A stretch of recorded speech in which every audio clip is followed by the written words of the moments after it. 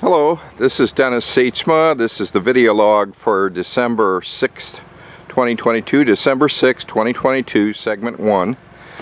This is about my 94 Astro van that I'm trying to improve it. Its reliability and drivability. It's got had for years now having a engine seeking at idle.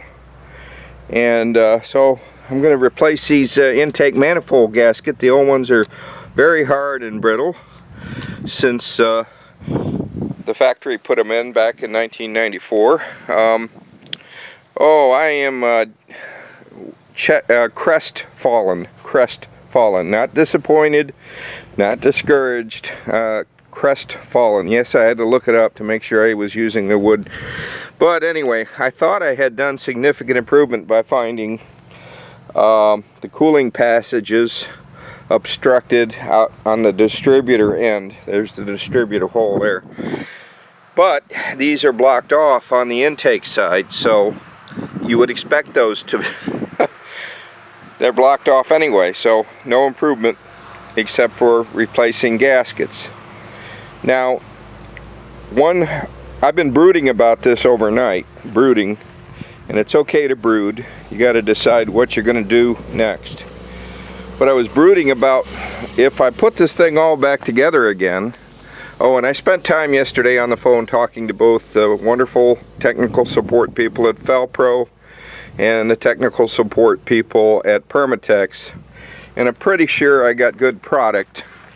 And after talking to both of them, I'm going to use this product, this Permatex Optima MaxiFlex, and let it cure overnight after I reinstall the intake manifold, lower plenum, lower intake.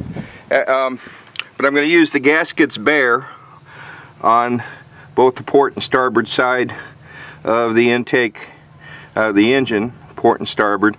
After I clean it up a little bit more, it has to be absolutely squeaky clean, like a window. The final wipe, I'm going to use some lacquer thinner on it.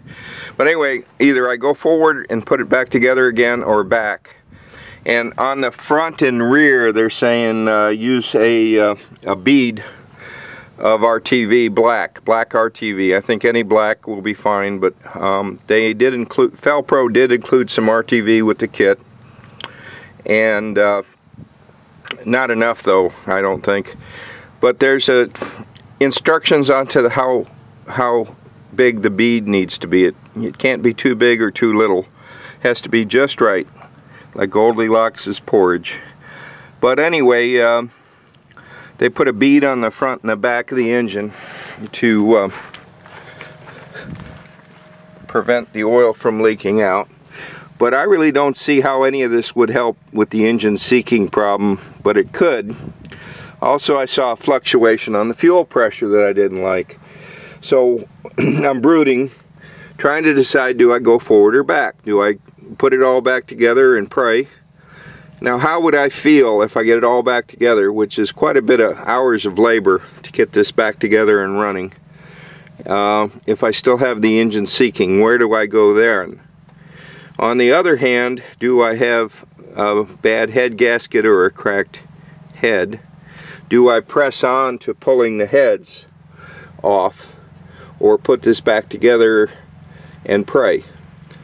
I can't do any coolant pressure tests because I've got it apart now, which is one of the reasons you want to do diagnostics before you take it apart. But what I can do, I've done compression tests in the past before I noticed what looked like could have been hydrostatic lock momentarily starting at one time. Or I could do a leak down test. Now I have a tester. I didn't have that in the past but these spark plugs are a booger to get in and out of this. There's not a lot of room to get the plugs in and out. So number one, and if one is on the port side front, should be number one. I don't know what this one is on the starboard side rear, but those are the two easiest ones to get to. So 2 out of 6 I can do leak down test, and that should tell me, a leak down test should tell me if I have a cracked head or a bad head gasket. A leak down test should tell me that, or bad rings. If the engine was in running condition, what you do is you get it up to temperature, you do a compression check, and then you use a horse oral syringe for horse medication. Put 30 cc's of Marvel Mystery Oil in it after you do. If the compression test is good dry, you don't have to go any further. If the compression test is bad dry, then put the 30 cc's of Marvel Mystery into each cylinder, and then do it. That'll tell you if it's valves or rings. A leak down test, I haven't done that before. I just got the tester, so I'll have to learn how to use that. I was watching All Girls Garage, an episode, and they were explaining the leak down tester. Adding to my funk, or I should say crestfallen mood today, but the weather's beautiful, is I thought I had this boat ready for a sea trial, and now I got a coolant leak. So I gotta check for a blown head gasket or cracked head on that to see where, or it could be a rusted out sea water elbow, 3.7 liter Mercruiser MCM 470 engine, MCM 470 3.7 liter. But I have a spare, so I ordered the gasket for that. So I have things to do, but I have to think about what do I want to do next. And I certainly haven't hurt it by putting in new intake. These are really stiff and nasty looking, really bad shape. So this could be the cause of my engine seeking, or it might be something else. So I'm going to press on, I think, to doing the leak down test on 2 cylinders and see what I find on 2 cylinders, maybe. To get to this right front spark plug, I have to take the tire off. These are really hard to get to on this Astro van spark plugs, and removing the heads is even worse. The heads are very difficult, and of course I could have broken bolts that have to be drilled and yada yada yada, and I don't have a lot of time, and I don't want to leave this thing in pieces. So if I put it back together, that might be my best option. So what do you think, audience? Post a comment. Put it together or do more tests?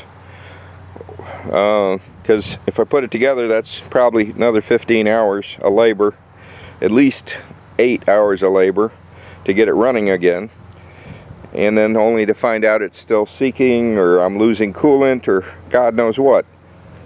Anyway, hope you're enjoying the video series. This is a video log, not a how-to, so this is not the best or worst way to do it. This is the way I'm doing it. Thank you for watching. Thank you for watching.